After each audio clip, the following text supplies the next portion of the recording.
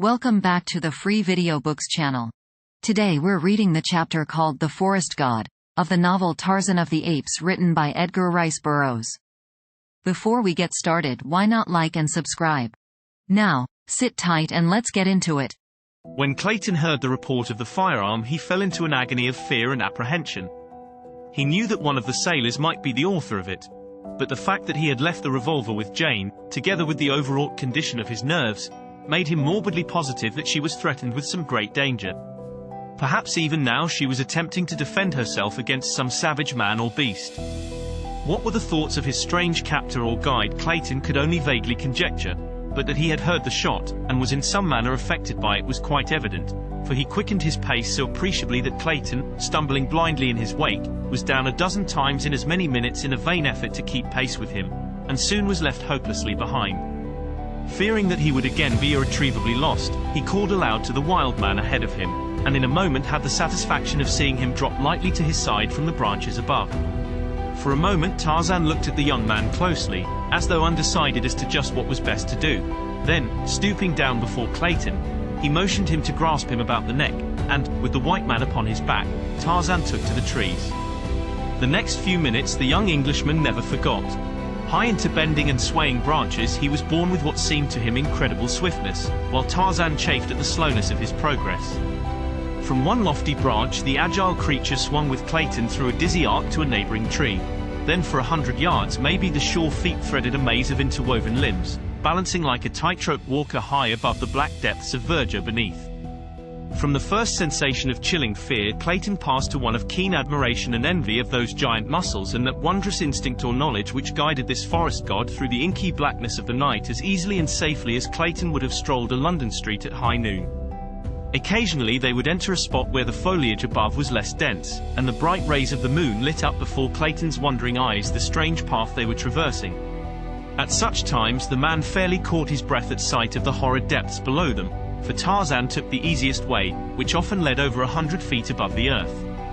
And yet with all his seeming speed, Tarzan was in reality feeling his way with comparative slowness, searching constantly for limbs of adequate strength for the maintenance of this double weight. Presently they came to the clearing before the beach. Tarzan's quick ears had heard the strange sounds of Saba's efforts to force her way through the lattice, and it seemed to Clayton that they dropped a straight 100 feet to earth, so quickly did Tarzan descend. Yet when they struck the ground it was with scarce a jar, and as Clayton released his hold on the ape-man he saw him dart like a squirrel for the opposite side of the cabin.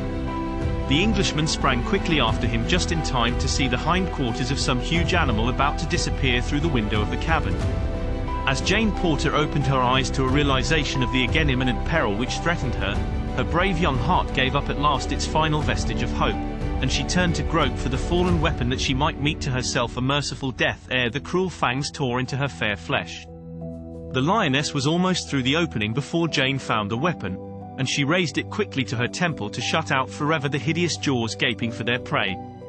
An instant she hesitated, to breathe a short and silent prayer to her Maker, and as she did so her eyes fell upon her poor Esmeralda lying inert, but alive, beside the cupboard.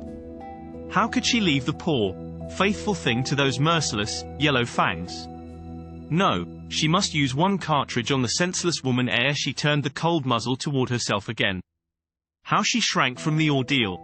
But it had been cruelty 1,000 times less justifiable to have left the loving black woman who had reared her from infancy with all a mother's care and solicitude, to regain consciousness beneath the rending claws of the great cat. Quickly Jane Porter sprang to her feet and ran to the side of the black. She pressed the muzzle of the revolver tight against that devoted heart, closed her eyes, and Saba emitted a frightful shriek.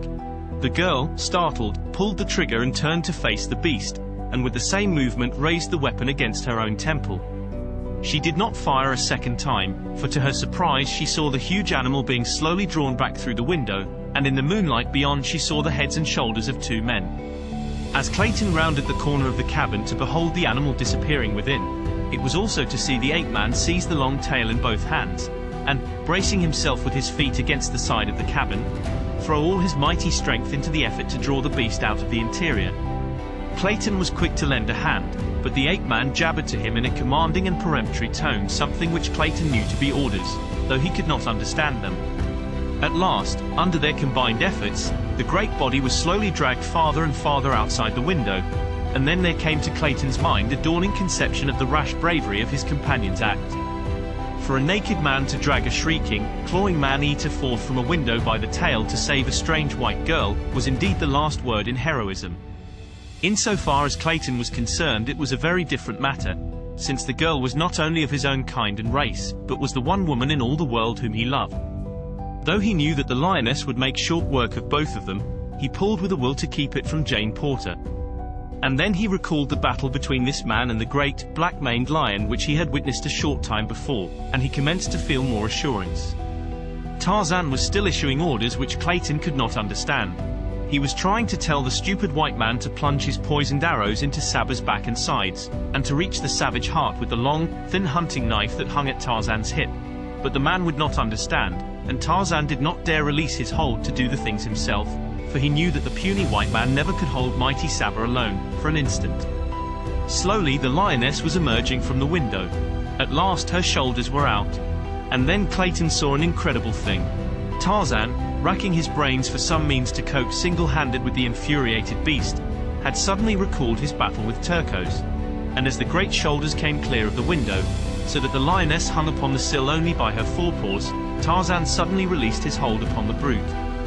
With the quickness of a striking rattler, he launched himself full upon Saba's back, his strong young arms seeking and gaining a full Nelson upon the beast, as he had learned it that other day during his bloody, wrestling victory over Turcos.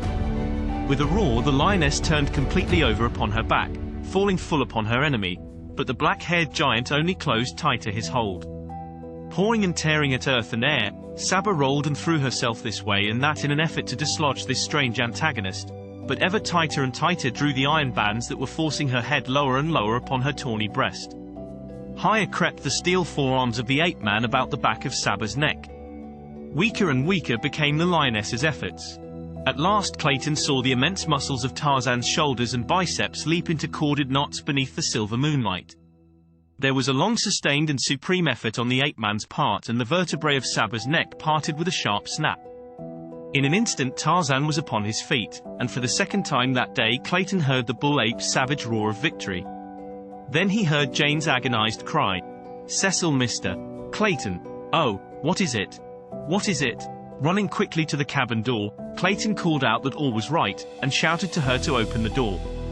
As quickly as she could, she raised the great bar and fairly dragged Clayton within. "What was that awful noise?" she whispered, shrinking close to him. "It was the cry of the kill from the throat of the man who has just saved your life, Miss Porter." "Wait, I will fetch him so you may thank him." The frightened girl would not be left alone, so she accompanied Clayton to the side of the cabin where lay the dead body of the lioness. Tarzan of the Apes was gone. Clayton called several times, but there was no reply, and so the two returned to the greater safety of the interior. "What a frightful sound!" cried Jane. "I shudder at the mere thought of it. Do not tell me that a human throat voiced that hideous and fearsome shriek." "But it did, Miss Porter," replied Clayton, "or at least if not a human throat, that of a forest god." And then he told her of his experiences with this strange creature, of how twice the wild man had saved his life, of the wondrous strength, and agility, and bravery of the brown skin and the handsome face. "I cannot make it out at all," he concluded. "At first I thought he might be Tarzan of the Apes, but he neither speaks nor understands English, so that theory is untenable." "Well, whatever he may be," cried the girl, "we owe him our lives, and may God bless him and keep him in safety in his wild and savage jungle." "Amen," said Clayton, fervently. "For the good Lord Sake, ain't I dead?" The two turned to see Esmeralda sitting upright upon the floor, her great eyes rolling from side to side as though she could not believe their testimony as to her whereabouts. And now, for Jane Porter, the reaction came, and she threw herself upon the bench, sobbing with hysterical laughter. Did you enjoy today's chapter of Tarzan of the Apes? Why not subscribe and ring the bell? Next time we'll be reading the chapter, Most Remarkable. Don't miss it.